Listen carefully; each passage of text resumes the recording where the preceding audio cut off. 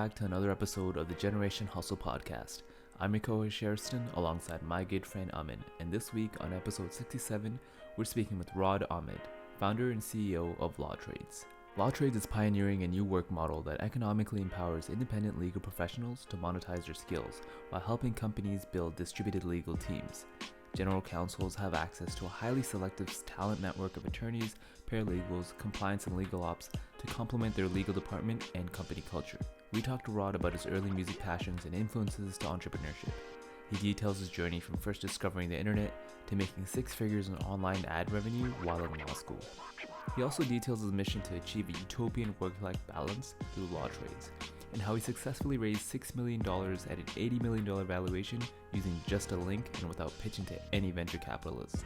This is a great conversation that weaves through career, life, and philosophy that we hope you enjoy.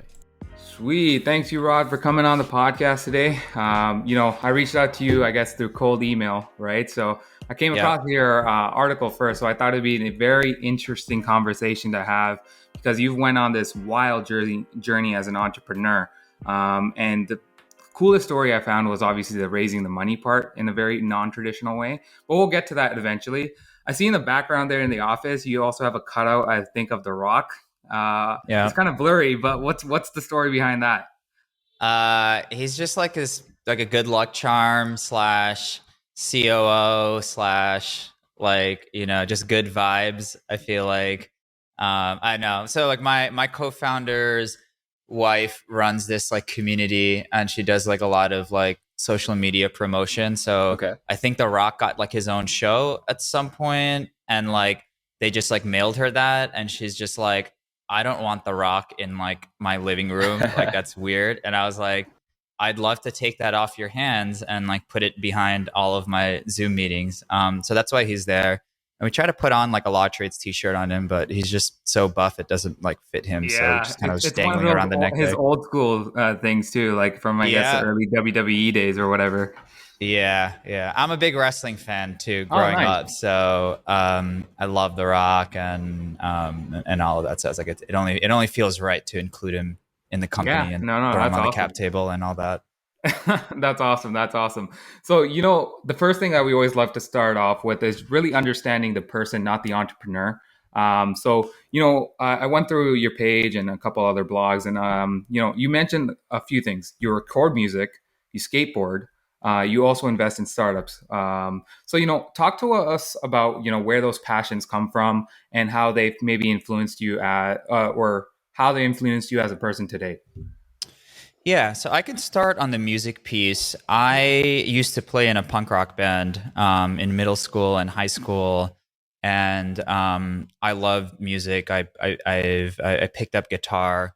I remember when I was like in elementary school, like when I guess they like force you to pick up some kind of instrument and like you have to take it as part of your class. Yeah. And I think like they offered like a saxophone and a tuba and like some other like a violin. And I'm just like, I don't want to play any of those. Like no offense to anyone that sort of plays those instruments, but it just seemed kind of whack to me. So I told my dad, I was like, could you buy me an electric guitar? And like, could you get me like private lessons? And at that time I was just really into punk rock. I love I don't know. I just grew up like loving, having a great appreciation for punk rock music, because it's quite simple. Like it's usually most punk rock songs are like 2 or 3 chords. So it's really easy for you to like listen to a song and then pick it up and do it yourself. And it's kind of like the MVP of songs if you want to sort of like do it like in like Startup Talk or whatever. So I got really into that. I love the rebellion aspect of like punk rock music. They're always kind of like either anti-establishment, anti-government. It's usually what they sing and yell about. And it was just that sort of idea of kind of anti-establishment / the creation aspect of creating your own music / I just love listening to it. I still love it. I still listen to, I think, the same songs that I used to listen to when I was like 15 or 16. Now I just listen to it like in the gym, but it's like a spiritual experience for me when I listen to certain songs. Like I still get the chills when I listen to Nirvana or Bad Religion, and I just connect with it on like a super, super deep level. So that played a really big role into sort of getting into startups eventually, because I went through law school as well and did undergrad and all of that in a very traditional way. And I think some of that ethos is still there. It's like, when you write music, when you record music, you're basically storytelling, and your medium is instruments and lyrics and words and drums and bass. And a startup is not that far off from that. You're telling a story, except your medium is technology, your medium is software, your medium is the internet. And I just view it as like another form of creative expression, and that it probably makes more money. Well, it does make more money for me now than just kind of being like some like street musician or whatever. Not that I sort of do it just purely for the money, but like I like that byproduct aspect of it, that if this is something that I put out into the world that people find really valuable and it touches their lives in a meaningful way, that like I can make enough money to continue to sort of do this for a long period of time. Yeah, no, that's awesome, man. And one thing I love to understand is like, South Indians or South Asians, I should say, are not really associated with punk rock or those kind of vibes. But how did you first like maybe come across punk rock? And how did you say like your friends or other individuals around your circle kind of take that, or say, is this guy kind of fit in our circle? Yeah, none of my friends listened to punk rock or skateboarded or like tinkered on the internet. Like I was building like websites for my family friends when I was like, 13, 14 years old. I was on AIM all day long. I was doing all these things that nobody else was doing. And at that time I just viewed it as like a weird thing. I was a really unpopular kid in high school. Like I didn't really have like too many circles or cliques. I didn't even actually honestly get along even with like the skateboarding crew, because I was just Oh sort of shit. like, Okay. I'm not even like, I don't know. I was just like, I'm not as good as them or whatever. There was like this imposter syndrome kind of thing happening. But I don't know. I was a big time loner, like playing guitar. I could do it by myself. Skateboarding, I usually did it myself. Sometimes, I got a couple of friends to eventually get into it, but it was a way, it was like a form of meditation for me. I think like meditation is very like big now, and there's all these apps, and you kind of sit by yourself in solitude and get some introspective realizations through that. And to me, growing up, I didn't really realize it, but those were my meditations. I would just Yeah. play guitar for hours and hours and hours at a time in my basement. I would skateboard like all day long. I would record some of those skateboarding videos and like turn it into like add some music and like I would like share it with friends or whatever. So it just gave me a lot of like introspective insights, and I was okay with like most of my friends not being into that. I think Yeah. deep down, I was just sort of like, it's different. I never wanted to do the same thing as everybody else, but it's not like I like actively pursued that. It just so happened that like, okay, I'm going down this rabbit hole. Not a lot of people are into it, and I'm totally cool with that because I find it interesting, and it usually ends up just being way more fulfilling than sort of looking around and seeing what everybody else is doing and like copying that to a certain extent. And that happened to me a little bit after I got into law school, where I just felt like I was just, in another rat race. And I eventually detoured out of that and went into doing a tech company. And I'm still sort of doing it even to this day. I'm still just sort of like, okay, I'm doing a startup, but am I doing it because other people are doing it, or am I following the Yeah. protocols because it's been already done before? And that kind of will eventually touch into how I did the fundraise. But that's a sort of a testament to that. We're just like, okay, like we're startups. We're supposed to be doing things in our own way, in a very unique way. But like, why is fundraising always done in this way where you have to go to a VC, you have to get a lead, you have to like have one person take up the vast majority of your round? Like we're like, I don't know, like 20, 30 years into the internet. We're so much more advanced with our fintech tools and our communities and our connections than ever before. Like, I don't know. I always just like flipping the script, and I'm always into like the way, like whatever things like the underdogs are doing or are into. But I'm just very cognizant on just making sure that I don't just on autopilot follow someone else's path, I guess, if that sort of makes sense. Yeah, no, that makes sense. I think a lot of us fall into that trap of, trying to fit into a kind of say norm, whether we say through our social circles or kind of business circles. And I feel like the kind of viewpoint that you have has obviously made you successful, and it's unique to you. And I think that's really important to have that aspect. One of the things I came across that, I found unique is it saying that you're passionately curious but compulsively minimalist. So talk to us about what that actually means. Yeah. So my part of the background of my office doesn't look super minimalist right now, but there is some form of, I think, order to what's going on. Passionately curious, I think, can be best described as like, I only do things I'm genuinely interested in. And genuinely is a hard word to kind of describe, right? I think that this kind of ties into like, what are the motivations of why you do what you do, you know? And it's not that any one of those motivations are necessarily good or bad. It could be money, it could be fame, it could be status, it could be impressing other people. Like, that's all fine. And there's nothing inherently good or bad about that. But like, genuinely doing something is really, I think, for me, like following your passions regardless of what the outcome is, and just making sure that you're thinking for yourself when you're actually doing the thing. There isn't this other sort of chase that's attached to it. It's a pure action, it's a pure motive, and it's not clouded by any other competing forces. So that just makes me happier in the short term to not have to be in any place I don't want to be in, not have to do anything I don't want to do.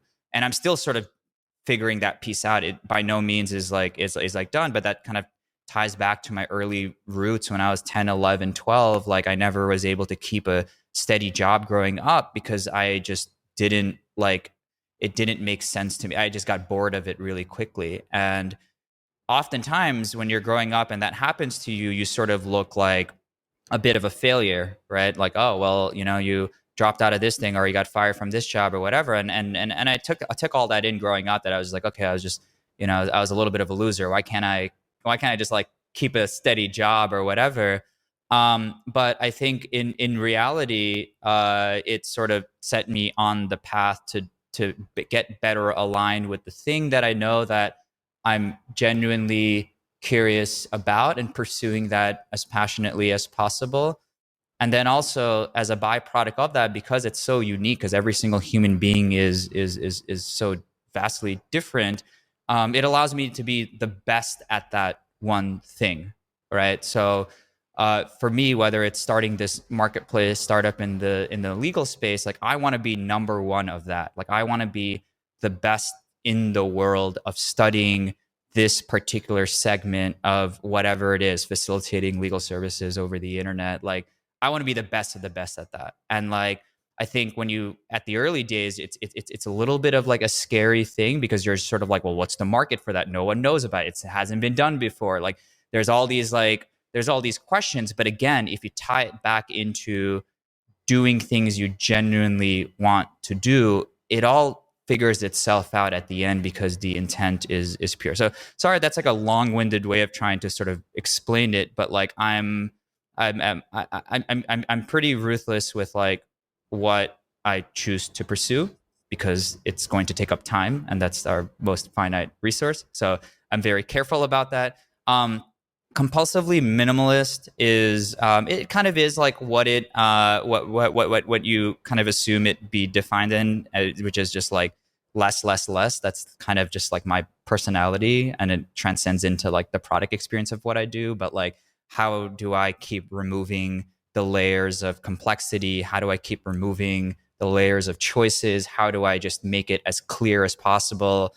You know, from a company perspective, I love simple words. I love like quick explanations. I don't like long meetings. I don't like when things kind of ramble on and you're not, and maybe I'm doing that right now, but I'm trying to sort of like get better at that. But I like things to be concise. I like things to be simple. I like things to be understandable. I like things to be accessible.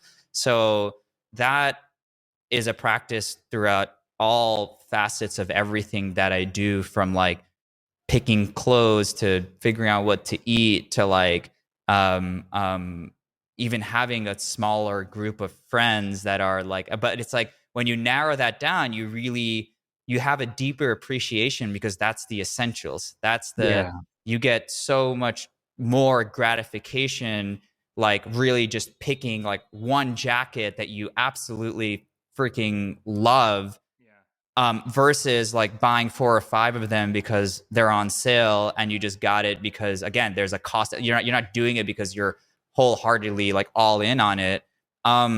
So I put those, I guess now, those 4 words as like a good summary of like my entire life, my entire existence, basically. And it transcends well into the company. It's part of our ethos, core values, whatever it basically is. But I think that it's a decent framework of operating, and everybody has their own sort of things, right? For me, it's that.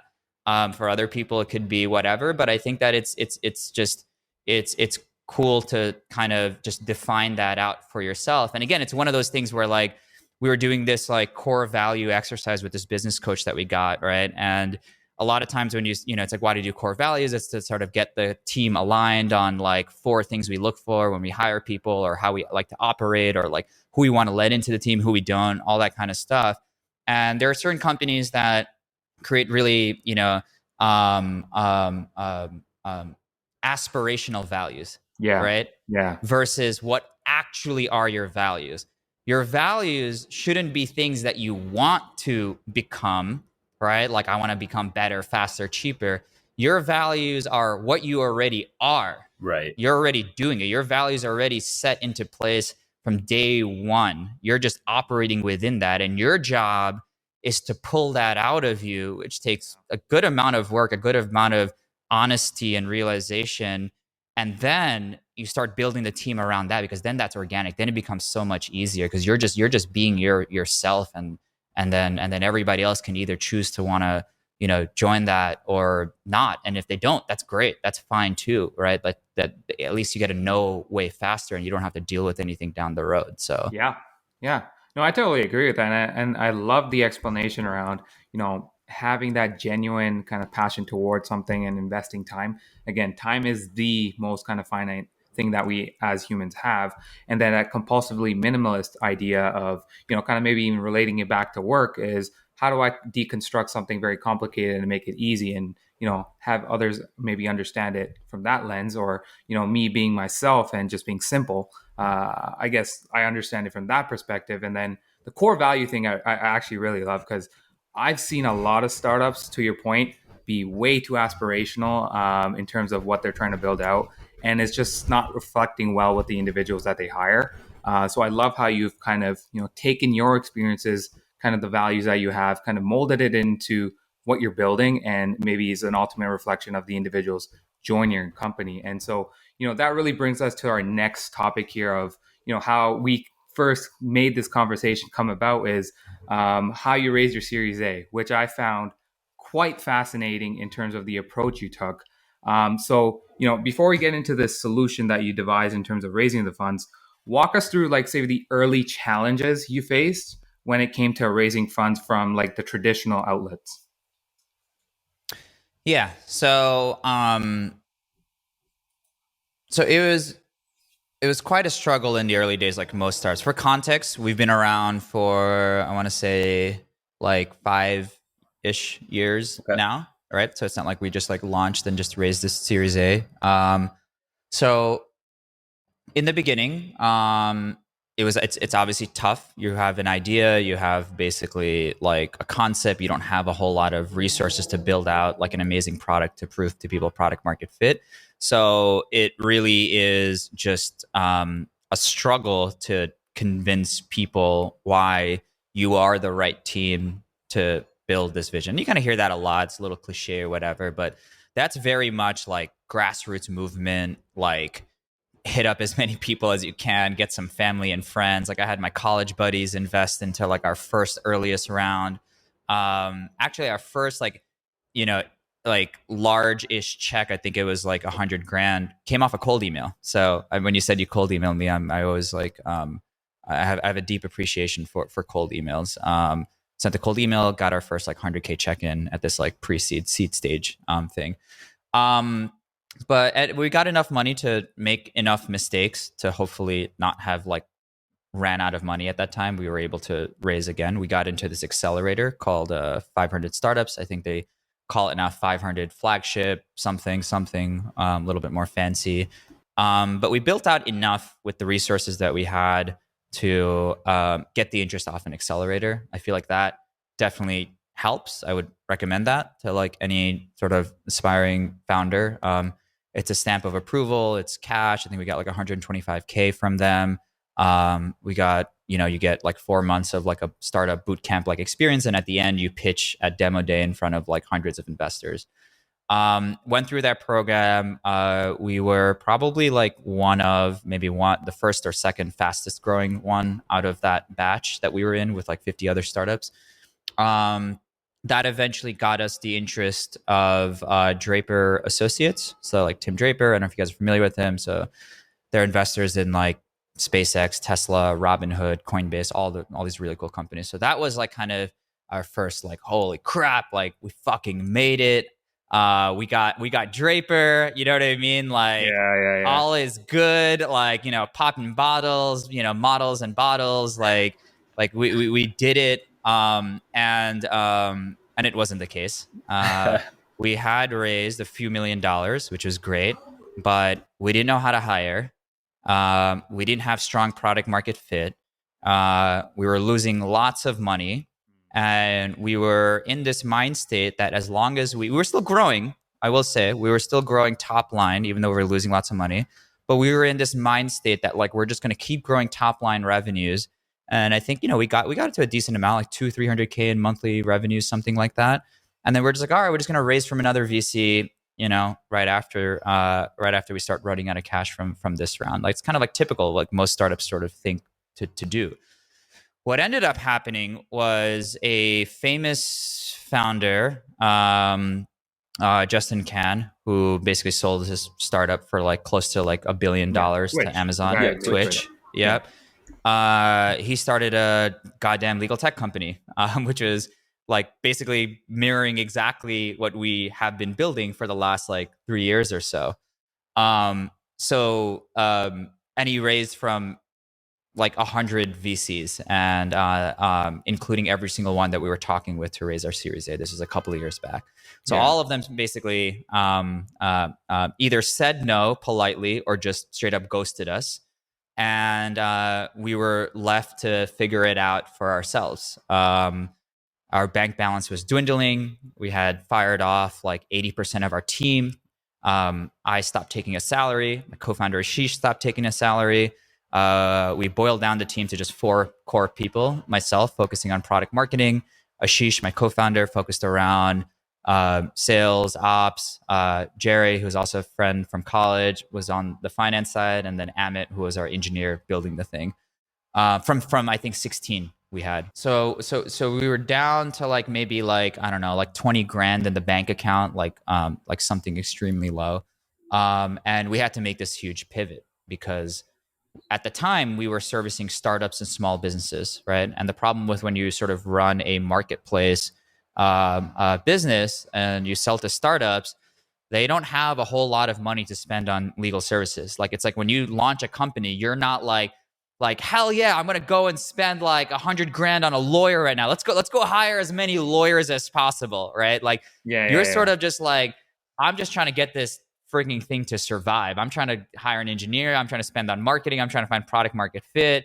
So they were actively avoiding it. So that's one that kind of goes into the reason as to why that model didn't work out. And we were spending lots of money on AdWords. We were competing against LegalZoom. We weren't getting new funding. Eventually, we made this pivot to sell into larger tech companies. We found out that there was this one user. He had this title called General Counsel. They're essentially like the CEO of everything legal within larger tech companies. We had no idea what general counsel meant or what they did. Googled it, hopped on a call with them, and we were just like, dude, like, you're using the platform every single day. Like, you're on track to spending like 100 grand on the platform. Nobody on our site spends anywhere near that. If somebody were to spend like $1,000, we would have been like jumping up and down for with joy. So you're just like, hey, yeah, like I run the legal department. I love the lawyers that you have. I don't want to start a project. That's how we built it out. Like it was like a Fiverr sort of model. Okay. I want to just use this guy for a couple of months and just pay you guys a flat weekly or monthly rate, make that happen. And then we were just like, holy shit, like, damn, like, this is a use case we didn't expect. This guy, you know, he was working at a company called EquityZen. They're a big secondaries marketplace, still around today. And we basically rebuilt the product almost from scratch, started from a spreadsheet, built it into an MVP, had a basic template. And basically day by day, brick by brick, we started attracting more and more customers, getting more referrals. And we made this sort of gigantic-ish pivot that sort of tied into this Series A raise. But it also kind of brought us out of like the brink of bankruptcy. There was a bunch of other cash flow issues and things, but like we ended up like growing pretty considerably. I think you know, I tweeted something where we're at like 775K in monthly revenues now, completely flipped the business in the last couple of years. So that's the longer version story of that, but feel free to like speed it up or edit it if there is like that's amazing. Too many details. That's amazing. I love how you guys kind of, you know, I guess, you know, you obviously had that up and down early on, but you know, going to, you know, just 4 team members, and then you realize this one individual is kind of making a huge impact or using your platform quite aggressively. And that feedback is kind of what really allowed you guys to understand, like, maybe this is the market that we should be approaching. And look where it's gotten you today, right? So it's so freaking cool to see how you can make that change and how much of an impact it can have on a business. So you've pivoted now, and now you're looking to raise money.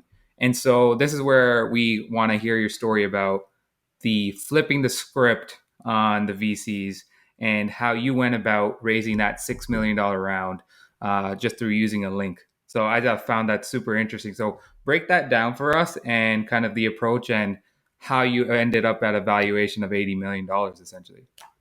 Yeah. So we raised this, you know, $6 million Series A at an $80 million valuation. We didn't go to VCs. The reason why we didn't is that company that I mentioned, Atrium, that Justin Can started, they raised $75 million. You know, we raised 3.7 before the Series A, and they actually shut down. So they raised from all these VCs, and then they basically shut down. So yet again, we were in this situation where nobody wanted to touch legal tech. So I was just like, all right, like, great, like fucking perfect. So I stumbled on this idea of an RUV that AngelList recently launched. It's not even 1 year old yet. It's a very, very early product. But what it essentially allows you to do is raise from up to 250 accredited investors. So accredited investors means, the individual is making, I think, like at least like 200K a year for the last 3 years, or has at least $1 million in assets, not including their home.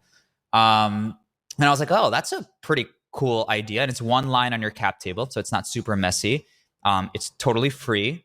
And I was just like, okay, well, you know, we sort of rebuilt and made this pivot into servicing general counsels at big tech companies pre-IPO and just gone public. Well, our customers are accredited, right? And why don't we raise from our customers? Like that is like the ultimate, like that's the ultimate like slam dunk, right? Like if you're a marketplace owner, you're only as valuable as your users, right? So Absolutely. Like what better way to prevent churn from a customer or a user leaving your platform to another one than actually turning them into owners, right? They actually own a piece of your business, and they can write as little as $1,000 check size. Like the amount almost wasn't even that important to me because we were cash flow positive. We had figured out this way of like leveraging our accounts receivables and getting like 3 or 4 months of forward revenue from this company called CapChase. So we were basically bankrolling our business based off of our receivables and repeating that process. But you again, as a founder, you never want to just like rely on one source where it's like, okay, what if CapChase goes away? What if the debt goes away? Exactly. Like you always want to de-risk, right? I was like, we should do a round. So got the REV, got the idea for customers. I remember we went to one of our customer events, and I just kind of just spitballed the idea with a couple of customers that came to like our like booth or table where it was like one of these like conference like situations. Like, hey, I just positioned it as like, yeah, we're going to raise our Series A, even though I didn't know we were actually going to do it. Like, would you put in some money? And after like 3 or 4 of them were like, hell yeah, I'd put in like money. That sounds awesome. That's a great idea. I was like, okay, like that day I was in San Francisco. That's where we did the event. I went up to the hotel room. We have like a Substack newsletter where we have all of our customers in there, as well as like leads, prospects, whatever. And I basically wrote out an email and I was like, hey, fill out this Google form if you're down to invest. And I was like, okay, if we get at least like 100K worth of interest, I'm going to try this RUV thing out and see where it goes. If it doesn't, we're not going to do it. We'll figure it out. We'll maybe raise from VCs next year or year after when they forget about Atrium or whatever. Yeah. We ended up getting like $1 million+ in interest from that Google form. And I was just like mind blown, right? Yeah. And at the end, I was just like, okay, if you're interested and it reaches a threshold, I'll shoot you a link to invest. And I did that. I basically sent them a link. They saw the RUV. I had like the description all written out. And a couple of them just started wiring in checks. And I thought that was kind of crazy. I was just like, whoa. Like, and I remember I emailed the industry. I was like, can I do this? Is this legal? Can I really raise a round without a VC coming in first and like setting the terms? And in relation to the terms, how did I figure that out? How did I figure out the valuation? I basically, the way that most startups like get kind of valued is they take their revenue run rate and they put a multiple on it, right? So I think at that time we were at like an $8 million revenue run rate. So a 10x multiple of that would make it about 80 million. That's actually on the pretty conservative side, I want to say, of startups that are raising in relation to their valuations. The way you can get a good amount of intel on that is like if you are accredited, you could sign up for like an angel list and like see all their syndicates, and you can get a lot of intel on private companies and valuations that way. So I know a bunch of them were like raising at like 50, 60, 100, sometimes 200x valuation, especially around that time. There was a lot of money basically going around. So I thought that it was fair. I wasn't trying to over-index the valuation because I actually genuinely wanted our users, both on the demand and the supply side, to get a good return. Like, what greater feeling is it than to like, for an average person to put in $1,000 and have that turn into 5,000 or 10,000 within a year or 2 years? Like, that's an amazing freaking feeling. And that's, you know, it's one of the reasons why I did this marketplace to begin with. I was in law school and I didn't want to work at a law firm. I wanted to do my own thing, but there wasn't a platform that allowed independent lawyers to sign up and earn a living online servicing clients, right? So on the flip side of it, we allow like legal professionals to basically become entrepreneurs. It's kind of like Shopifying it for them, where they can sign up, create a profile, start making money, start getting clients, getting paid, build up their brand, build up their reputation. I wanted that to exist. So again, it goes back into that like genuine desire. Like, I looked around, it didn't exist. I started like working on it based off of that. So then the whole thing, I mean, you guys could read like the Twitter thread. It kind of goes into more of those details. I found out this like Discord community that had a few hundred accredited investors, dropped the link there, raised another million from there, pitched this into this, pitched the company at this platform called Stonks. It was live streamed to a few hundred more people, raised another few $1 million through there. And then at the end, we ended up getting this founder turned VC to put in like 3.7 million, like on like, you know, like an email and a quick call. And same kind of thing.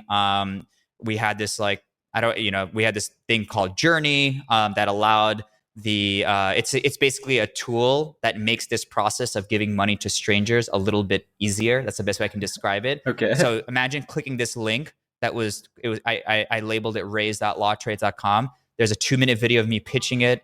There's our live financials on a Google Sheet. There's a 1-pager investor memo. There's a product demo on YouTube. There is a tweet that I linked out to, which is my investor update. So I like building in public. I tweet out all my updates all the time. So I've been also doing that. I've been building up indirectly. Again, I was just like, it'd be cool to like, run my company like a public company, even though it's private, right? How public companies like disclose their revenues and figures. So I was just like, that's a cool kind of thing to do. And like, I would be interested. Like, I love listening to like earnings calls because I'm like, that's where I learned the most about business, like how they actually run it, how they think of it, how they report their revenues.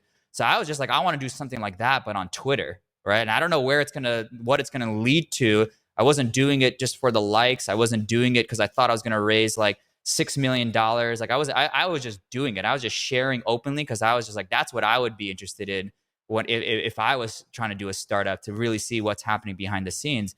And lo and behold, like all of that sort of culminated into this like raise, and we got all this momentum, and a lot of Twitter followers became investors, a lot of like customers became investors, a lot of supply side users became investors, and we ended up closing $6 million in that way. It was pretty wild.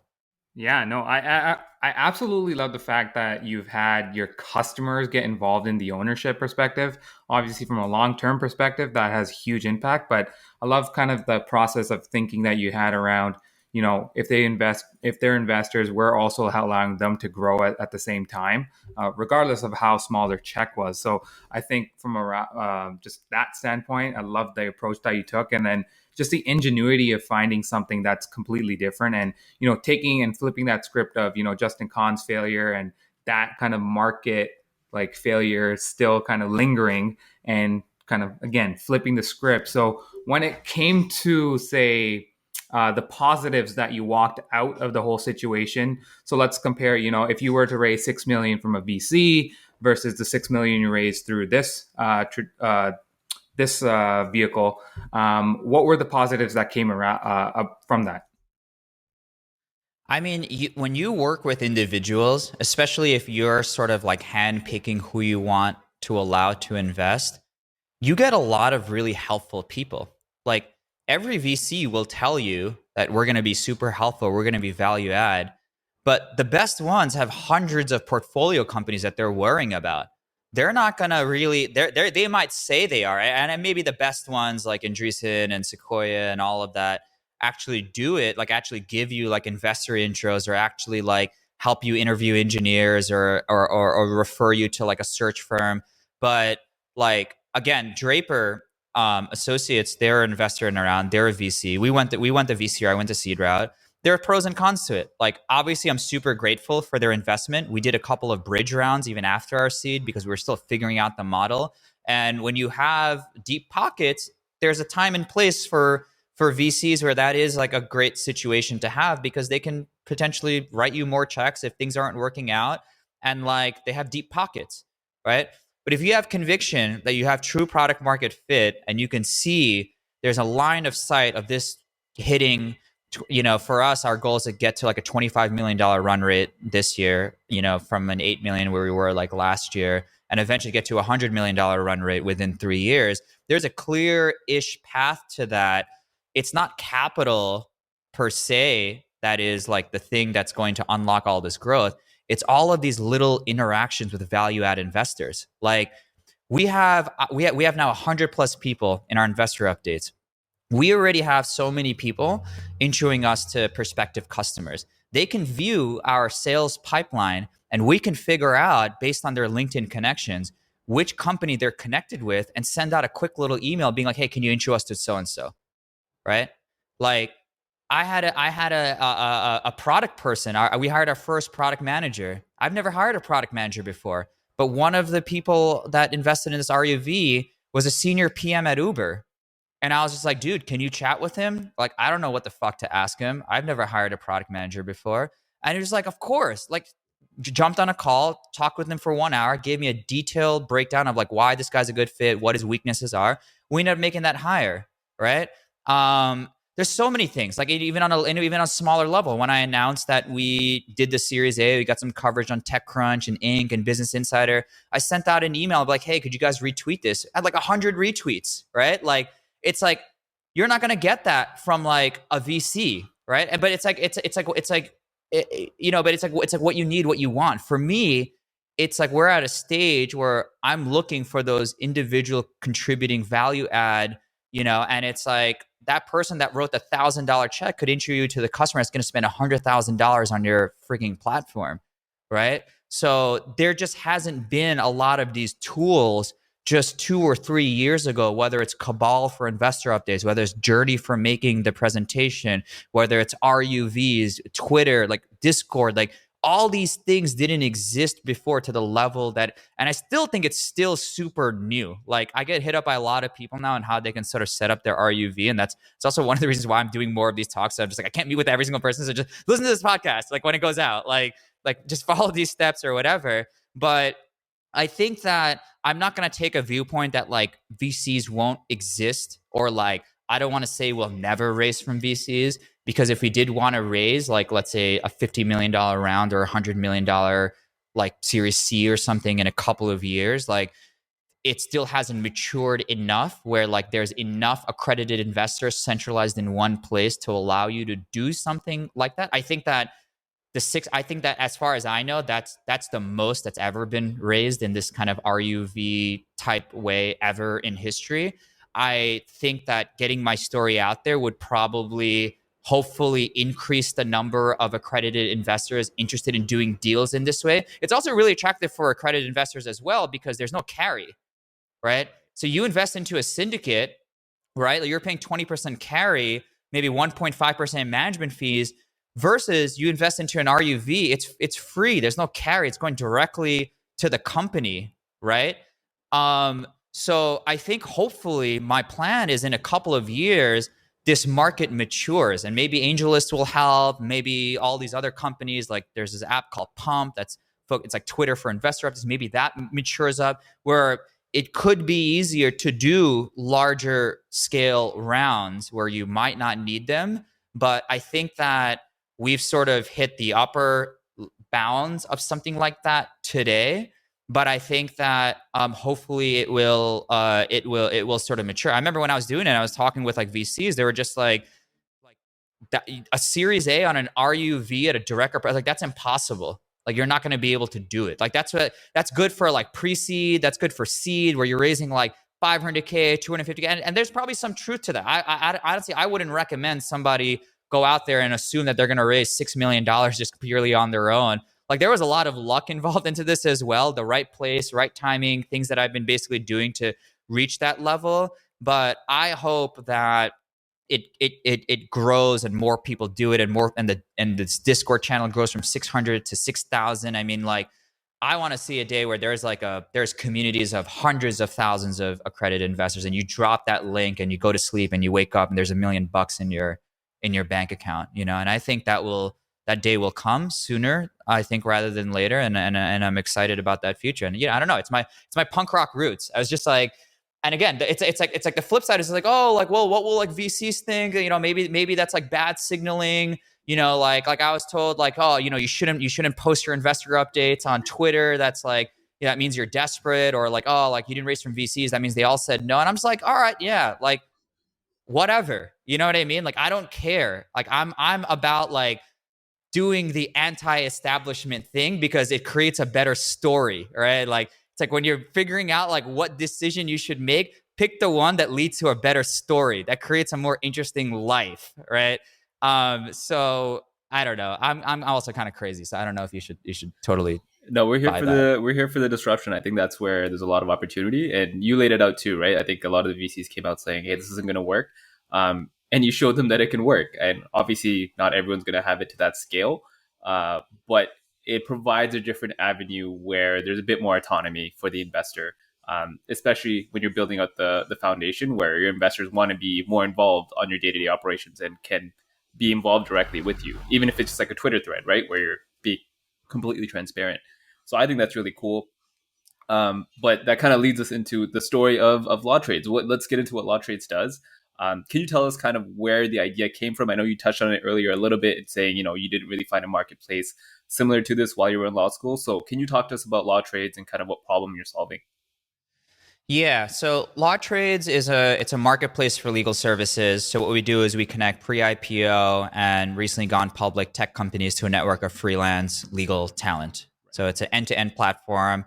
You can create a position, source, interview, hire, work with, manage, and a remote workforce of legal talent.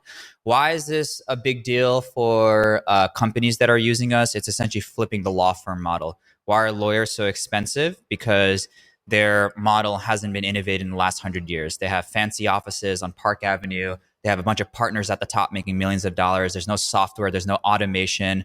So you pay crazy markups. That's why hourly rates at a law firm are $700, $800 an hour. The associate only keeps like a fourth of that, and the partners sit around and they make millions off the backs of hundreds of thousands of associates. So we flipped that model. So we created an entirely flat, horizontal based marketplace where you can connect directly with people that are available to provide legal services in a super transparent way without a middleman, with a completely software enabled assisted way that helps with the matchmaking, that helps with the payouts, that helps with the trust element. And on one end, companies get to basically spend 4 times less and get like way more output, right? So they're way more productive. There's no more legal bottlenecks. You can be a company that expands to like 4 different countries tomorrow, and like you can deploy a LawTrades lawyer all over the world to get regulatory approval. You could maybe, be in the process of getting acquired. You could drop a couple of lawyers, within the hour. That sort of helps you ramp up instead of the slow moving process or the really expensive process of using a big law firm. But more so, the reason why I started it was because of the supply side.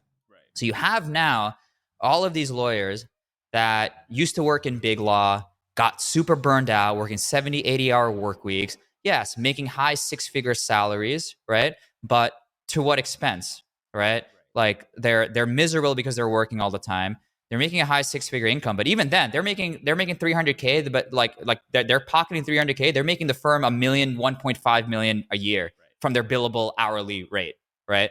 And I didn't want that path graduating law school. I went to law school. I'm not gonna lie, it was a little bit to like sort of like get some legitimacy from the brown community. So I just didn't look like this dude that was just like tinkering around the internet without a job, without a title, and all that. But I will say, like, I was genuinely interested in my major in undergrad was philosophy of law. So I love reading, I love writing, I just connected with the law and the system way more than like hard sciences. And I originally was a pharmacy major, and that was also kind of pushed by my parents. Hated it, and then took a class in philosophy and absolutely loved it. And I kind of went to law school to just be like, I enjoy reading this, I enjoy writing, I enjoy like articulating words, and law school I think does a really good job of making you a better reader, making you a better writer, making you a better thinker.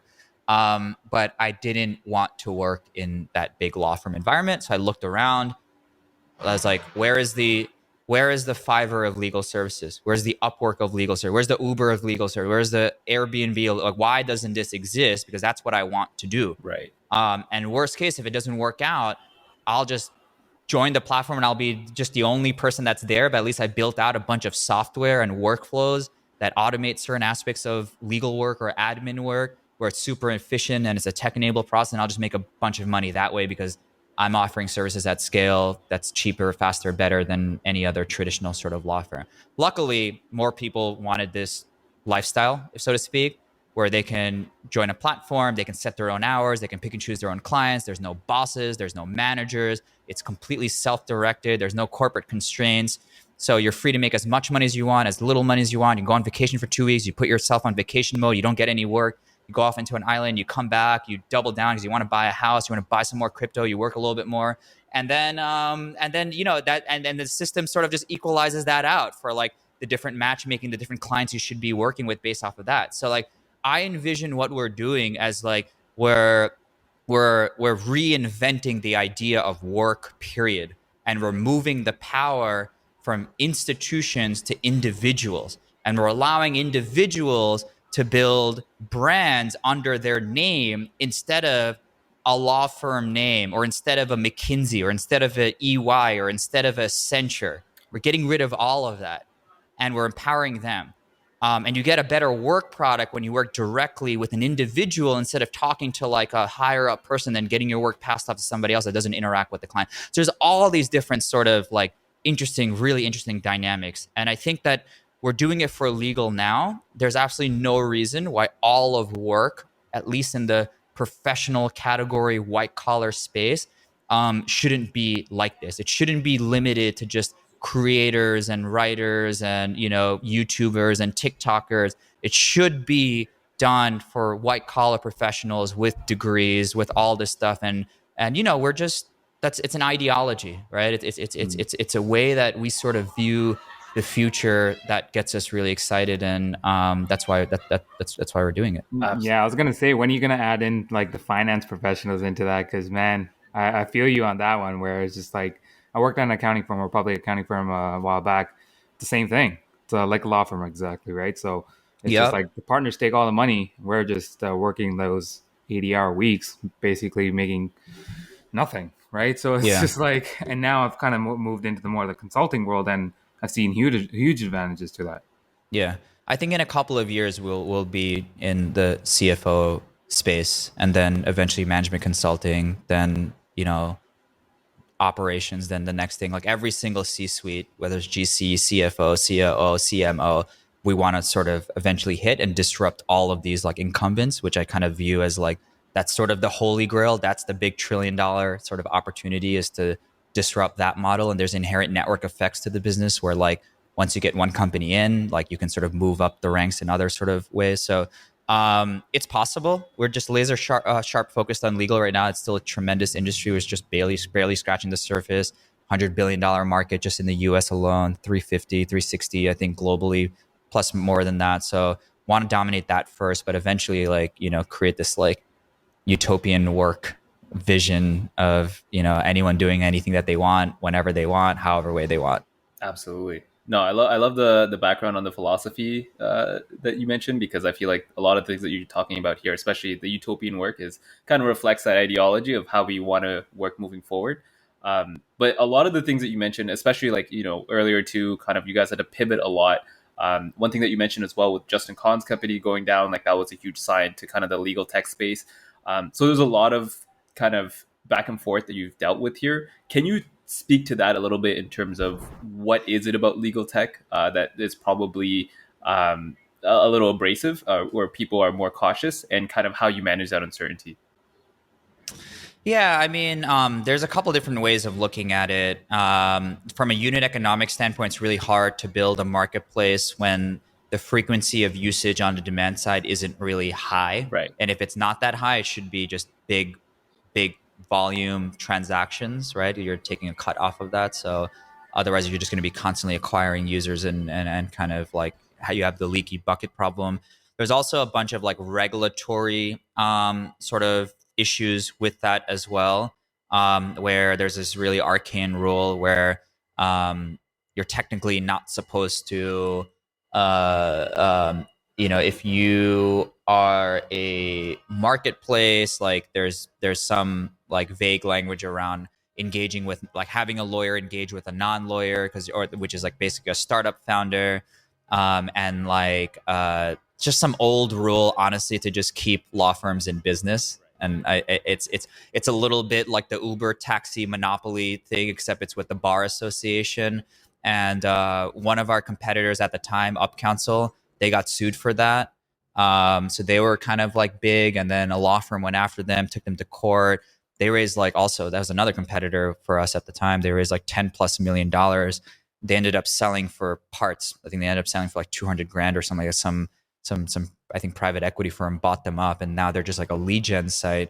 But there was these regulatory complex issues, and I think like Atrium 2 like built it in a way to sort of get around that, but it was still kind of messy. So we just want to just get out of that space altogether. There's actually a couple of states now that are loosening those regulations, I think in Arizona and one other state. So I could see us in the future potentially going maybe like down market again. But where we are, it's like we got great customers. They're all lawyers. They're super hard market to break into, though. Like it's a very much a slow burn. You can't rely on AdWords. You can't rely on SEO. You can't can't rely on cold emails. And it's like, what do? You make relationships. I have a great co-founder who is like, super awesome GTM guy that just like, will break down doors to like get in front of a customer. And you kind of need that hustle a little bit, and you need that persistence to break into these mid-market enterprise companies. But you got to do it in a tasteful way, right? You got to. It sounds super old school, but like there isn't really a product hack to it. You just have to meet the right people, engage them, have a great conversations with them, go out, grab some food with them, grab some drinks with them, and then get them as a customer. And then hopefully they have such an amazing experience that they go and tell their friends about it.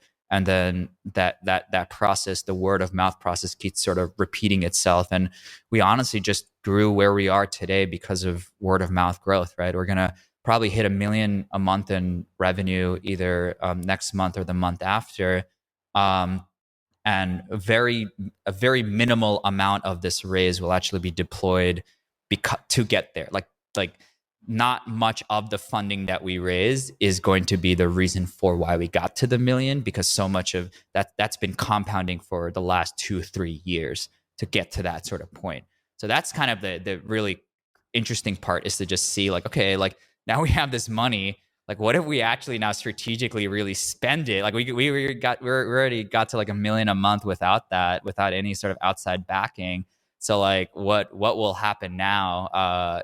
Which would be interesting. So that's kind of the thing that we're solving for right now, is like hiring, marketing, and capital allocation, basically. Right. And most startups will kind of funnel a lot of that money into growth, right? And you mentioned that earlier, where you have a lot of companies that are valued at much higher, and that's just because of their investment that they receive from the VCs. And it's like, you're not really creating any value outside of that, right? And you have a very pointed way of kind of having this organic growth, because even your philosophy on customers. Yeah. I mean, growth is fine, right? But like, you can raise a bunch of money, which is kind of like what we sort of experience, and think that you have product market fit, but you actually don't. And then you're masking it because you're pouring so much money into marketing, right? Right. It's almost kind of like, before the money comes in, you should be generating consistent, sticky revenue that compounds over time, month over month. And then the money is just like the gasoline.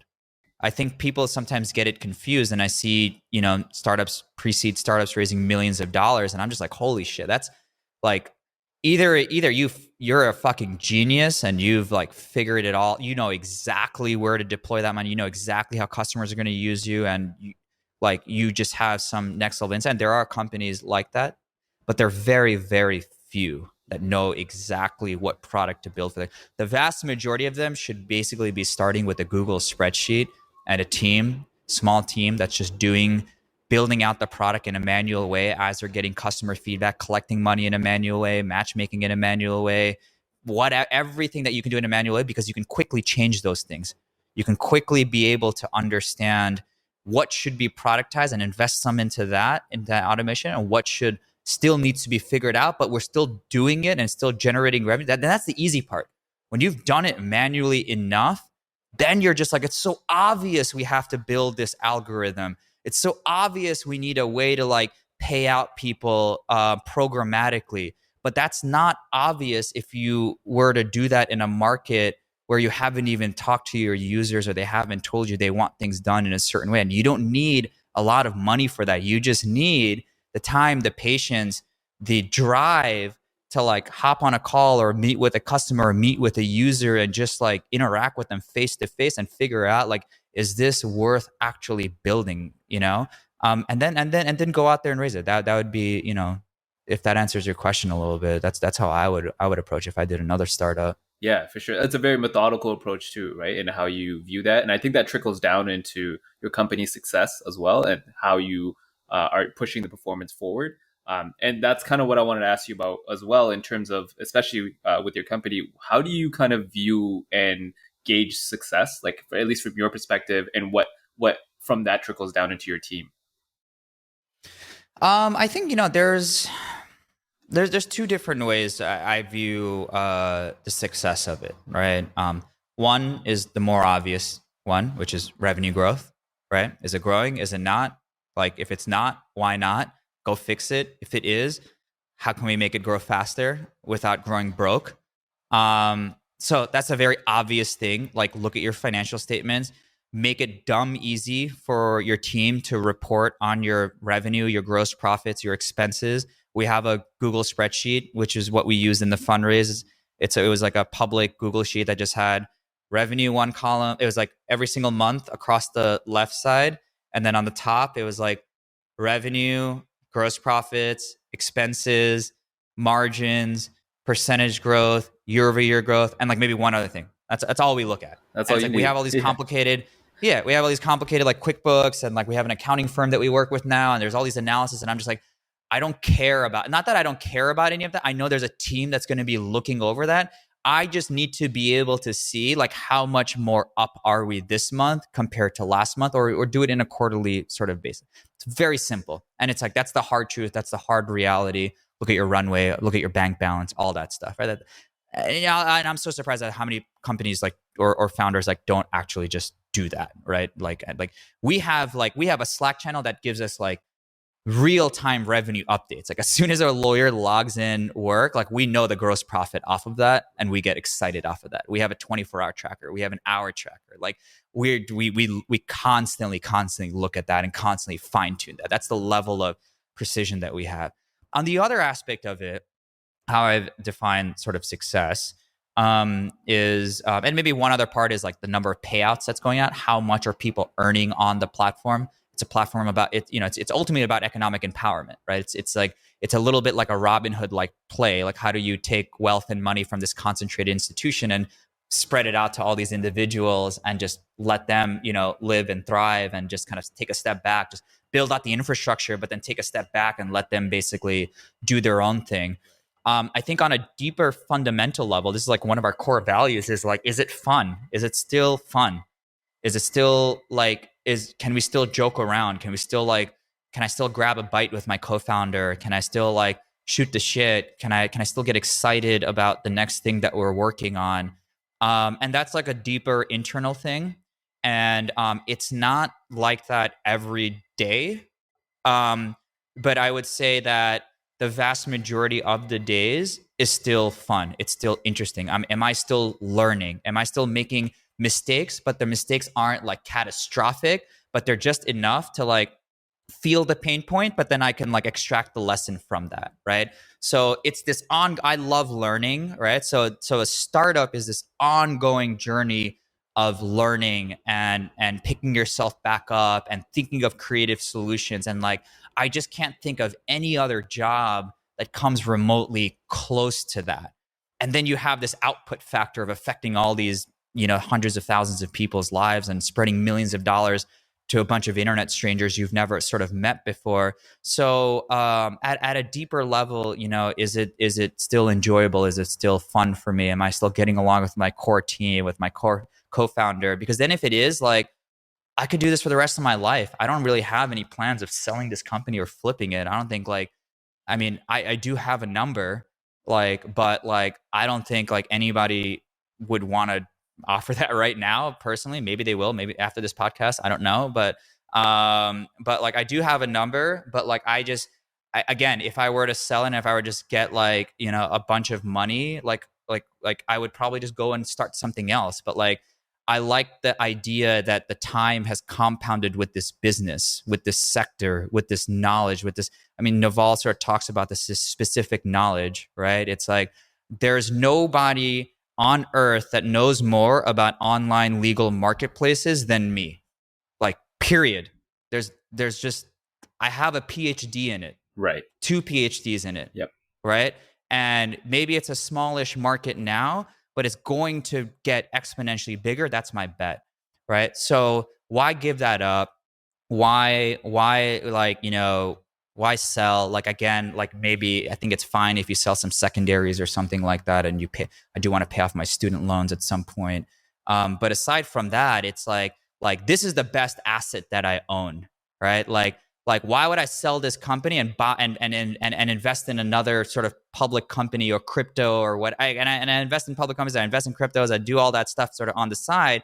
But like I have the insider knowledge on where this company is going. Like I want to own as much shares in this company as humanly possible, as legally possible, right? Because I know where it's going. There's like that would just be so counter if I were to sort of put in money into Bitcoin and or more money into Bitcoin than LawTrades or whatever, because this should outperform Bitcoin by like 1,000 times, Ethereum, so whatever the newest asset basically is, right? And it's in my control, right? That's the crazy part too. I know you guys have the public markets, the investing side of it. That's why kind of overlapping this into it a little bit is like I can control the destiny of this company to a certain extent. And I think everybody should create their own assets and just work on it, right? And just tinker on it.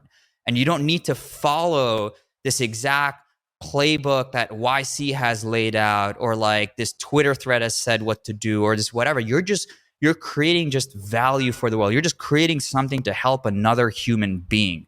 And you're doing it on the internet, which is the future, right? It's like when you see those futuristic videos where like the world is like in the sky and there's like flying cars, like that's what the internet is. That's the internet. Yep. That's literally what we're in it right now. So it's like, what are you going to do? Right? And there's so much opportunity. There's just not enough freaking time. That's it. So that's my long-winded approach to a question that I completely forgot what was even asked. No, absolutely, man. We love the passion. I think it shows in how you build us, right? And if you were to go about the VC route, you'd be looking to sell the company or exit at a certain amount, but you're really believing what you're doing and believe in the value that you're giving to people, which is important, especially in the long term. And so we want to understand the flip side of that. And you've touched on kind of how your team helps you, whether you're having fun. That's like an indicator of success, right? So can you speak to the impact that the team has had on you, whether that's as a leader or as a businessman or just kind of, in your everyday life? Yeah, man. I mean, I love our team. Like, I really, really mean that. Like, they are an extended family, and we hired a bunch of people that are like, that were remote, that I had never met before, that I'm going to meet soon. We're doing a company retreat in New York City in June. And they're just awesome. This is kind of comes back down to like these core values that they start with just the person that starts the company, and then you get to find all these other people that align with that, and it's like you get to hang out with them, and then you get to make money in that process of hanging out with them and solve through like hairy intellectual problems, right? Instead of just getting drunk with them at a bar and then going home and then being hungover the next day. You know what I mean? Yeah. It's like they're friends. I don't want to say friends with benefits. That sounds weird, but it's like friends with like some like friends with profits or whatever it basically is, right? Friends with creation advantages or whatever. Like we're just this tribe, and it's funny because kind of mentioned that at the time when we were like basically on the verge of bankruptcy, we dwindled down the team from 16 to 4, and we're back at 16 now, and we just actually we're onboarding the 17th employee on Monday. Wow. Yeah. And it's so much about finding the right people. It's like the product and all of that was like the main focus, product market fit, technology, all that stuff. In the last 3 years. Now it's like you need the best team for you as the company. For us, it's like customer empathy. It's can they put themselves in the shoes of the pain point that these users are facing without actually being that user? Can they be really quick to move on certain tasks, or do they have to like wait for permission, or do they follow a bunch of procedures? Do they like to have fun? Do they like to make bold bets? Do they like to take on big risks, right? Like the RUV raise, whatever. So we look for all those qualities, and once you get those checkoffs and you bring them to your team, like it's like the whole thing is just amplified, right? It's like everything that you do is just like it just gets that much bigger. And there's like the fact that there's people working on the company and solving problems on the company while I'm on this podcast just talking about myself right now is freaking mind-blowing to me. That's just crazy. And then to take it even to the next level is like we have now lawyers in multiple countries. So while I'm sleeping, there's people that are working, that are transacting, that are meeting, that are interviewing while I'm freaking sleeping. Like that's insane. That's just crazy. So I think that the early hires, make the biggest difference. My co-founder, I went to college with him. I've known him for like many, many years. We pledged in the same fraternity. It was an Indian fraternity, which is hilarious. I was like president and he was like some other sort of like executive, chair there. So we built a bond there, but we have a great relationship. We very rarely fight. Like we have lots of disagreements, but it's never been to the point where like, we just got like nasty with each other or like we threatened something. Like it's just like there's a balance, there's an equilibrium. And I think it starts there. And I started the company as a solo founder, right? And I started it off of law school as like a side project, and he was the first person I brought in. He has the co-founder title and all of that.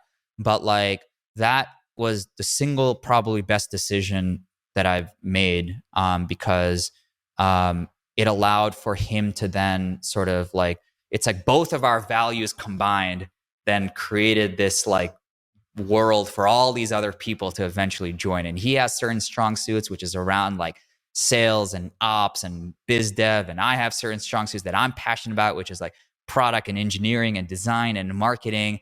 And it's just flourishing now. And like, I'm sort of, bringing in more engineers and product people, and he's bringing in these like amazing rock star salespeople. And we're all just, I don't know, we're all just egoless. We're all super humble, not to like flex or anything like that, but just like, we're just really nice people that like to work really hard, and we like to make money in that process. Like that's basically it. That's like, that's the whole team formula right there. It's like, what else more could you really ask for? What else more could you really want? Like, no drama, little to no drama. We're very open and transparent with each other. And we just focus on the mission. We focus on, creating economic empowerment for professionals on the internet. That's it. That's a singular goal. Everything else is secondary to that. We're just obsessed about our users, obsessed about our customers. So, I think that's the most beautiful part about this journey, is that like, we're making a bunch of money, we raised a bunch of money, but we have a solid foundation. We have a group, and I can see this group. Like, if this group goes from 15 to 30 or 30 to 50 or 50 to 100, like I hope, and I'm going to do everything in my power to make sure that the culture and the type of people that we have is just like these core 16, 17 people that we have now. So that's kind of a little bit of my mind state right now as the team grows. We'll probably be at 30 by the end of the year, is just making sure that it's the best and brightest, and that's the secret sauce. For sure. I was going to ask you kind of what all of those values kind of boil down to if you had to pick one, but I feel like you touched on it there, right? Kind of humility and focus, and just kind of understand the assignment of what we're doing here, of creating economic value. And I think that's kind of an interesting side note that we'd like to take with the founders that we speak to, especially around the economy and creating value. I think it would be interesting, especially with your background in philosophy. I think we want to get your thoughts on this as well, about wealth creation. We like to understand, what your process is in terms of how you view that, whether that's personally or at scale to the world. But what does that mean to you? And kind of like, do you have any formula or anything that you rely on when you think about that? Yeah. So I read this great book that gave me this epiphany on wealth creation that happened in law school that completely changed the trajectory of my life. So before LawTrades, I actually launched one of the first apps on the Facebook App Store. I was basically just allowed people to customize their Facebook cover photo. This is back in 2011. And I launched this site, and somehow it basically went viral, and it reached like 30 million hits a month. And I sold some AdSense banner ads on it, and made a decent 6-figure income while I was in law school. And the idea came from me when I read this book called, it's going to sound super cheesy, the title, called Millionaire Fastlane. And I guess I was just like on the internet Googling around, like it was literally just like, how do people get rich? How do people make money? Like what makes millionaires different than people that are just like, high 6-figure folks or whatever. And it was really just this idea of like creating a system that generates income while you sleep. Right. Like, there is the correlation between your hourly output and the amount of wealth that you create is cut. It's something completely else. Right. And it's been done with books. You write it once, you sell it a million times. It's been done with music. You record an album, gets distributed to hundreds of millions of people. And it's being done now with product on the internet, right? So I was just like, okay, like when I thought about this Facebook app idea, I was like, okay, well, what if this was on the internet? It was a website. It's self-serve. Anyone can use it. It's open 24/7. It's global. It cost me $15 a month in hosting fees to sort of get it up. Like, this sounds, and it's like, I think it's going to be a big deal, because once Facebook rolls out their, cover photo banner image in 2011, a lot of people will go onto this website and change it to like Justin Bieber things or inspirational quotes. Think of it, it's like wallpapers, right? It's been done before. And it was that process of reading that book, understanding how true wealth is created, which is owning assets, not a high income salary. It made me not like, I just decided right then and there, I can't be a lawyer. I can't be these sort of professions that my parents want me to be. Right. It's not going to allow me to achieve the level of impact I want to achieve. Right. And like, and I've already sort of like not pursued the path of music, not pursued I wanted to be a pro skateboarder. I didn't pursue the path of skateboarding. I didn't pursue the path of like, I wanted to be a video editor, producer person. Also, I was doing that for fun. I was always told no to all those things because there wasn't a high salary tied to it. There wasn't a prestige tied to it. There wasn't a degree tied to it. So everyone told me no, and I listened to them. And I made a decision right then and there in my second year of law school that like, I'm not going to listen to anybody anymore.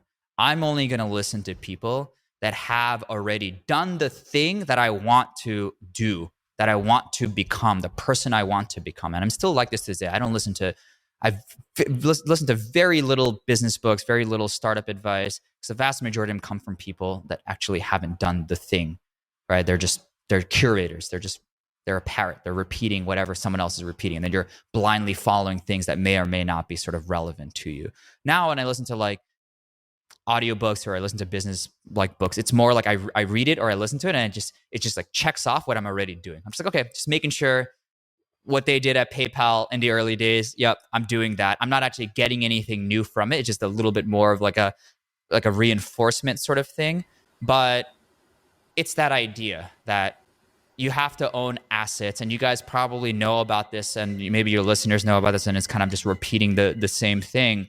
But it was quite a big realization for me at that point, and it's quite a big realization for me to remind myself too. Even running this company, right?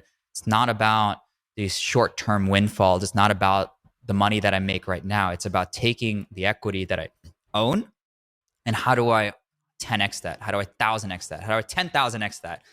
How do I build this into like, I want, if this doesn't become $1 billion company in like 5 years, like I'm going to quit, right? Like maybe not, right? But like, I'm going to be very, very disappointed. Right. Because, and that's a very specific, particular direction that you go in, and you do things in a way that most people don't do things. So again, there's nothing wrong with building a great sort of passive small business, right? Like again, there's nothing bad or good about any of this. It's just like, it's a choice of what you want. Like, I want that. I know that is the path to like wealth creation. I want this to be a generational company that could get passed down to my kids. I want this to be a public company. I want to be the biggest employer in the world at some point, and it's all like on the internet. And in order for me to achieve all those things, I can't do something that's tied to my time, tied to my hourly rate. Doesn't matter if I charge, like the most ballerous law firm partners are making millions of dollars, or they're charging like $1,500 an hour, which is really high, right? So that's pretty high. But you reach a certain threshold, because as soon as you stop answering emails, you don't make that money anymore. As soon as you go to sleep, you're not billing for that money. I want to, I want to go in a hole for 5 days and read and write and be in a cabin and make art and record music. And when I'm in that state, I get the best ideas.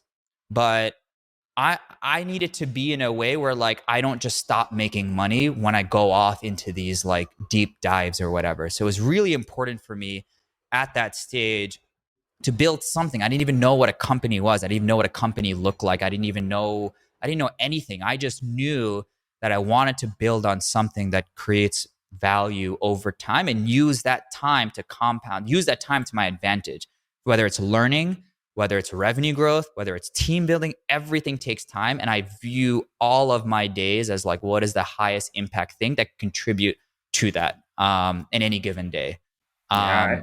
That's so So powerful. Oh, sorry, I cut you off there. no, Go no, ahead. that's it. That's all I. Oh, That's okay, that's okay. Yeah, no, I think I kind of relate that back to, I recently read Naval's book, The Almanac, and I feel like a lot of the things that you just mentioned there are very applicable. He goes about this framework. I almost kind of make it into a triangle of, what's permissionless, code, and the kind of media. And I think me and Sheriston realized early on, this is permissionless. It's going to be kind of, out there, and it's going to be working for us in different ways that we don't even know. Whereas, giving out your time, there's a certain limitation on it, and you can't really build out for the future. And so, maybe this brings us to our next point here of, you went to law school, and there's a lot of kids going to different schools and different facets of life. But what do you think has to change when it comes to a relationship of how we learn in school, especially maybe become around financial literacy? Do you think what's taught now is really setting up students for success in the future? Or what fundamentally do we have to change about that? the way that I learn the best is just by doing the thing and then figuring it out that way. I don't learn really well from basically being told that this is the way it works and memorize that and then apply that in some future time, you know, when the need arises. I didn't really know anything about the stock market, but then I just downloaded Robinhood and I started investing in a bunch of random companies, and I was just like, oh, well, I can put $10 into something and it become $20 like magically. Like, how does that work? Like, can I withdraw it? Is there a penalty for drawing it? Like, can it go down? So I'm more in the favor of like direct experience, direct learning to what you're curious about. I don't think that the education system, at least the way it is right now traditionally, will ever be able to really catch up to how the real world works because it's Yeah, moving so fast, fast. especially within finance. By the time like blockchain and crypto gets to like the universities, like we're already going to be on to like the Yeah, next. It's way already going ahead. to become a Yeah, mature. Like it's already too late, right? At the same time, I think that YouTube and Twitter, used in the right way, is an amazing educational resource. Whatever I don't understand, I'm either just trying to find it on Twitter from like someone I respect, or I find it on YouTube. I think that the YouTube algorithm is one of the only algorithms that is actually like a force of good, in the sense that yeah. if you have like a curious mind and you're like like I'm just like, you are so good. Like I was like learning about like this idea of like the mimetic theory, which is basically this idea that like we do things like human beings are wired to do things to mimic other Okay. human beings, and it Yeah. starts at a very young age. When you're a child, like a baby just mimics what the adult is basically doing, like the face that it makes. The baby makes a similar face, and then as you get older, that actually doesn't change, right? So like when you see your friends go to college, you want to go to college. When your friends go to law school, you want to go to law school. When your friends say they get a raise, like you go into a bar with your buddy and you're just like, hey, I just got this raise and got this like dope bonus. And like, I think I'm going to go to like, Turks and Caicos for vacation. You didn't know you wanted that, but now you're just like, fuck, I think I should get a raise. Damn, like when's the last time I took a vacation? Right. And then you sort of, or like you're like, hey, like I wanted the spaghetti, but I saw my friend order a steak. I'm like, damn, I kind of want a steak right now. It's like, why? Right. That's mimetic theory. You basically just like and this kind of also ties in. I mean, like it's just being cognizant of that. And I kind of went deeper into that on YouTube. So I think that in terms of learning, in terms of like financial literacy or all of these aspects, like I would understand just the framework of Yeah. it, the basic building blocks of how things work. And again, it should be driven by a genuine desire to learn. We shouldn't just learn about crypto because everybody's talking Everybody's about doing it. it. Yeah. Everybody's doing it. Like you should just be like, oh, that's cool. Like how did they record this money on this computer without humans basically being involved? Let me go like dig through that. So I think again, it all stems back to like, just being an open and curious person. And then like you always figured it out. There's so many resources right now for us to learn that like I guess, it's like you don't really need school to that extent, aside from like, even to this day, like if I didn't have a college degree, like it was, it'd be pretty hard for me to raise money back in the day. Now the RUV days, like we freaking struggled to raise money Yeah. pre AngelList, pre RUVs. and like people would just look at you and just be like, look at your resume, and like that's being done like way less. But I do still think that, you know, like I'm not a technical founder. I don't have a computer science degree, but I built up like an $80 million tech platform. Yeah. But I got a lot of pushback for that when I was starting the company. I was like, oh, you're a lawyer, but like, what about your technical chops? So, and it's not that I didn't want to learn programming. I was just like trying to just learn so many other things at the same time. I'm into art, I'm into design, I'm into branding, I'm into marketing, and like I understand code at a high level. I don't necessarily view my time as like writing code right now as the best use of my time. So yeah, I mean, you know, that's my go watch a bunch of YouTube videos. Just assume that the school, and assume that you can't fix that, right? That's also another. It's like we can talk all about how the school system should be sort of improved, and that would be nice to haves or whatever. But like, you know, like understand cash flows, right? It's like just take one concept. Do you understand how cash flow works? Do you understand this concept of like money coming in and money coming out, and making sure that like there's always like more money coming in than leaving, and oftentimes there can be a lot more that's leaving than what's coming in, especially with credit cards and all these things sort of like involved. So it's like, you know, understand that and like try it out yourself. Yeah, no, I think first principles thinking is like the most important thing. And I love how you say, just go to YouTube and learn something, right? So if you're curious, again, just go there. There's ample amount of resources out there. And then, you know, just maybe getting the last question here, a lot of hot debate around where the market's going now. So I thought I'd just throw it on to you. You know, one side say it's a bubble, some say it's bullish. Where do you sit? Within like everything, like within stocks or crypto, Yeah, well, I would or say the equities market specifically, I guess. Yeah, I mean, again, I'm not like some expert like stock trader, and I think I've already like made the point that like LawTrades is my favorite asset, and it's my, you know, my most cherished asset, and I'm super bullish on that. Look, the way that I just approach like investing into the public markets is I just buy stock in companies that like I either use myself or I'm genuinely passionate about. So for example, right, I bought a lot of Tesla in the early days, like 2015, 2016, because I like follow Elon Musk, and like I think what he's doing is pretty cool, and I like sort of geeking out and learning about like how he's building like self-driving cars, and I think the stuff he's doing at SpaceX is cool. So I was just like, okay, like I'm going to buy this stock, and then I'm going to attend their earnings calls because I genuinely think it's super interesting. So I was like, I'm going to buy it. It wasn't just like I thought like Tesla was going to be like $1 trillion company, or as being strategic. I was just like, they're building a cool product. I want to support that, and I want to own a piece of that. And then there's other companies like for example, Palantir, that I think are super interesting, and that their business model kind of mirrors us. So like I would like, that's another company that I would just like read their earnings statement and like go through all their slides and decks and like how they think about selling into government, and their like their product and their stickiness and their retention. And I was like, I'm reading so much about them, and I think it's pretty cool, and I see some similarities with what they're doing and what I'm sort of implementing. Maybe just buy some of that, you know? And like, you know, it's like not doing that great right now, but like I'm not really fazed by that because I think it's still like a pretty cool company to own, right? Yeah.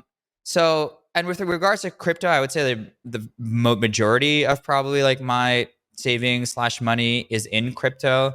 And again, that's another thing. Like I view these things as like a 5-10 year time horizon. So I don't really care about like, you know, like, are we in like a bear market? If I have some leftover money, I'm buying it. I don't have the time to sit there and research day-to-day trends. I mean, I subscribe to like Willy Woo. He writes this great email that kind of gives you a synopsis every month and where it's basically going. I think there's going to be, I don't know, he's allegedly saying there's going to be some sort of breakout soon. So I bought a little bit based off of that, to be completely honest with you. But beyond that, I'm just a long-term buyer / thinker. So I'm just like, if we're in a bear market, awesome. I just view it as a discount, right? It's like, really, is Apple going to actually go anywhere? Is Facebook going to really go anywhere? Questionable maybe with the Meta stuff, but it's still a pretty cool company, and I respect him for making this big pivot bet, whatever, because I did a pivot, and like I was just like, okay, I can relate to that a little bit. So like it's such a weird strategy, honestly, and I don't have like, I'm not probably as smart as like all these people that are kind of like tracking it in like an analytical way. But I would say if it's a bear market and you're young, fucking buy it. You know what I mean? What the hell? It's on sale, right? You're not assuming you're gonna live a healthy life. Why wouldn't you want to hold on to like you know, a freaking Airbnb now, or a Coinbase, or a Robinhood? Like these are, I'm sorry, these are the platforms that are disrupting the incumbents, right? Like, that's the way I just look at it. It's like, what's the hotel market worth?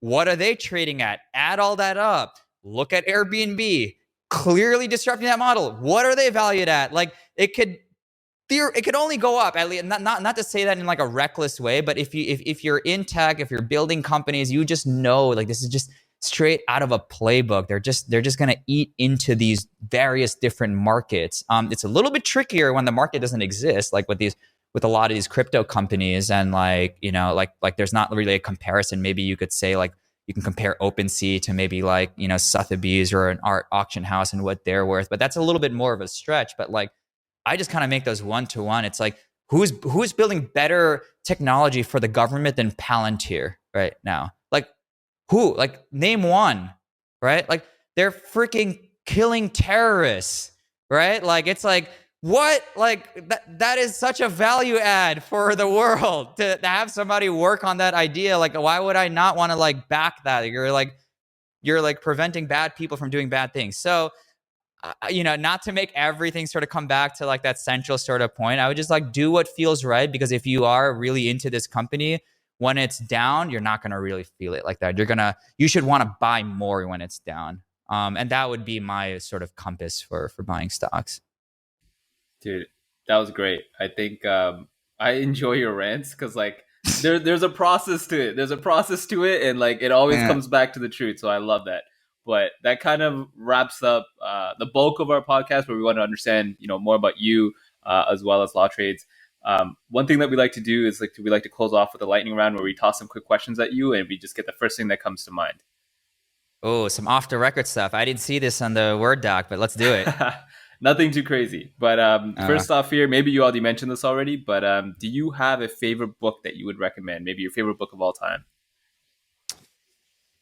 Oh gosh, you got to start with like the freaking hardest one. I'm like so deep into these, like now I'm like deep into like these like spiritual philosophy books. I would can I just name off some authors that I think like if people are into that they could sort of read, because they just write so many different books. 100%. I would read Osho. I know he got like a bad rap because there's a Netflix documentary on him, but I think a lot of his stuff is amazing, is awesome.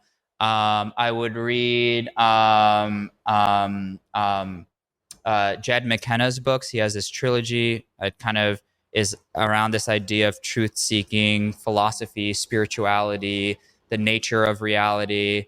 I'm just like opening my Kindle right now. I literally have like multiple books that I read on and off. I don't actually try to like finish it. Krishnamurti, he writes like a lot of like really good stuff. I'm listening to this audiobook right now with him and David Bohm, who's like this theoretical scientist, and they just kind of go on this back and forth like 19-hour chat around like the nature of reality from a scientific perspective and the nature of reality from like a mystic and a spiritual person, and having both of those sort of like combined together. So that's like super cool. I recently read this book called Wanting that kind of goes in the mimetic theory thing that I sort of brought up. Luke Burgess wrote that. And yeah, I named a lot. And and from a business sort of perspective, I'm reading this book called Scaling Up. Okay. And actually hired a business coach that's kind of helping me implement a lot of those strategies. So I would say that if you're like a founder and you have like decent product market fit, or you're doing like at least like $1 million-ish in revenue, that's a good book to sort of pick up sort of in terms of frameworks. But like my books are honestly all over the place. It's just that right now it's just like a lot of the philosophical spiritual stuff mixed with some maybe like business books, but more sort of like tactical advice on that. Oh, one other really great book, I'd say, is I think it's called The Great CEO Within. Okay. Oh yeah. That's a good one. Awesome book, super short, gets straight to the point. I wish I read it sooner. But yeah, that's a good one. That could be a good takeaway one that your Sure, Sin. I listeners have a could do. PDF of that. I'll share it to you. Sweet. Yeah. No, we love it. But yeah, I like how you covered kind of spirituality, business, philosophy, everything. Next question here. If you could have dinner with one person, who would that be? Any point in time in history?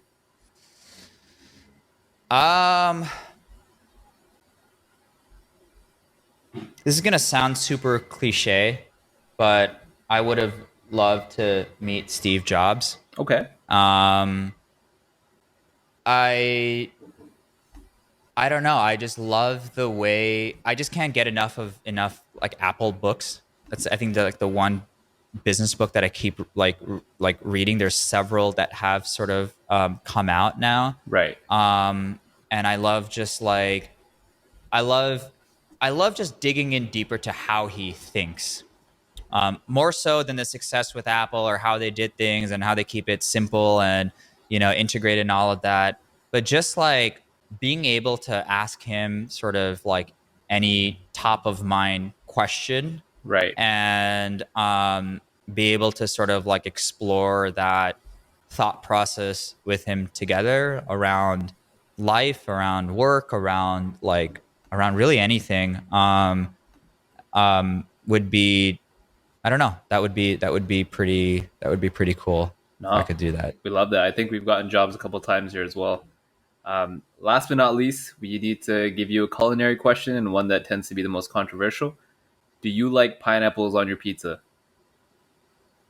That's a hard no, because I'm allergic to pineapple, so that would literally kill me. That's different. That's a very different. That was a very inappropriate question, guys. Not just kidding. Yeah, I will absolutely like. It's not like, I mean, it's not life or death. I just get like a really gnarly stomach ache that like I just hate pineapples. I hate it. I want pineapples to not exist in this Okay, world. you're more with in here then. Yeah. I think it's just like a weird topic. Yeah, it's just a Yeah. weird thing to put on a pizza too. Yeah. I'm a purist when it comes to pizzas. That's fair. Yeah. Trust me, we've gotten into debates about, tomatoes are fruits as well. And it's just like, I don't want to go into that rabbit hole right now. It's just like, pineapples do not belong on pizza. That's it. Done. Hey, Rod, this has been great. I think this is a really deep and insightful conversation. I'm going to have to listen to this through a couple times just to kind of absorb everything. But we love what you're doing with your company, and we definitely feel like there's a market and a future for what you're doing, especially even if you take a step back in terms of the future of work and how you view that. I think there's a lot of room for what you want from a utopia, from what you've described, for our future. So we're really excited about that. Where can we find you? Where can we connect with you or your company? Any last words here?